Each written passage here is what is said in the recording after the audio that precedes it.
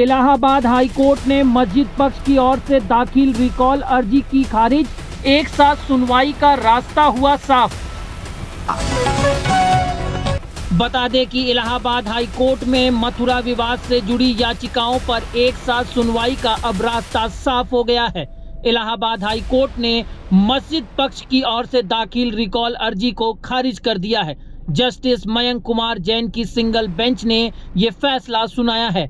अब 6 नवंबर को दोपहर 2 बजे इस मामले की अगली सुनवाई होगी।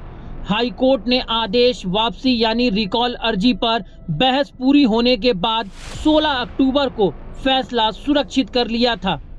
इस अर्जी में 11 जनवरी 2024 के आदेश को वापस लेने की प्रार्थना की गई, जिसमें हिंदू पक्ष की सभी मामलों को एक साथ जोड़ दिया गया था।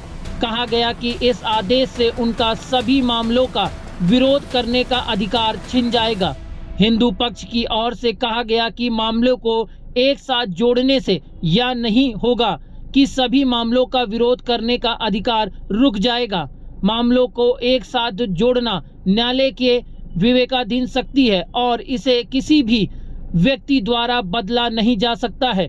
कोर्ट ने गत 1 अगस्त के आदेश में मामलों को एक साथ जोड़ने का निर्णय लिया था, लेकिन अभी तक कोई मुद्दा नहीं उठाया गया है और न्यायालय केवल अर्जियों की सुनवाई कर रही है, जिनमें 18 मुकदमे शामिल हैं। इसमें पहले 1 अगस्त 2024 को न्यायमूर्ति जैन ने मुस्लिम पक्ष की अर्जियों को खारिज कर दिया था, जिसमें हिंदू पक्षों की ओर से दाखिल मामलों को चुनौती दी गई है।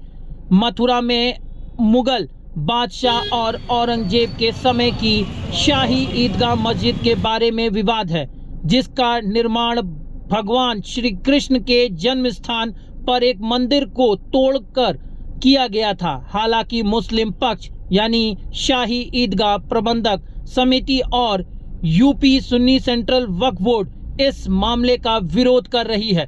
अब आइए सुनते हैं हिंदू पक्ष के वकील सौरभ तिवारी को।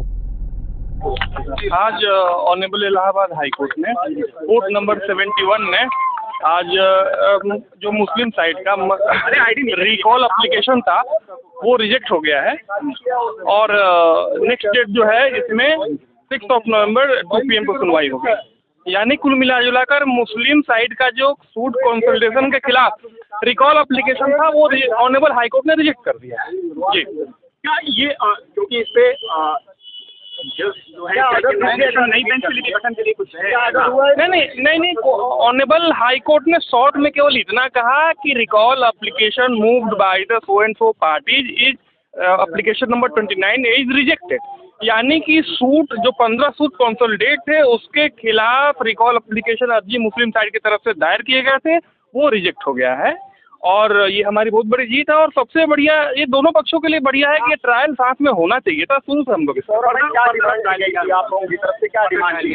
देखिए, आज हमारी डिमांड की तो बात ही नहीं थी। आज मुस्लिम साइड का जो था उनका डिमांड था कि सूट के कंसोलिडेशन को खत्म किया जाए, रिकॉल किया जाए उस आदेश को।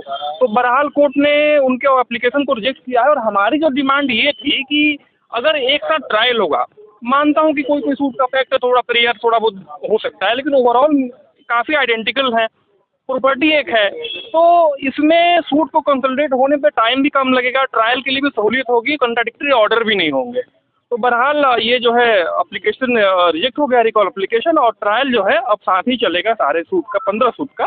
और फर्दर जो डेट है अब इसमें फ्रेमिंग ऑफ इश्यूज जो है मूल है वो होंगे और 6 नवंबर को 2 बजे 2 PM पर सुनवाई होगी। जी, बेंच ऑनरेबल जस्टिस जहाँ तक मेरी इन्फॉर्मेशन में है ऑनरेबल जस्टिस मयंक कुमार जैन साहब अवकाश प्राप्त कर रहे हैं, उनका रिटायरमेंट है, तो ऑनरेबल CJ साहब जिसको नॉमिनेट करें वो फर्दर इन मामले को देखेंगे।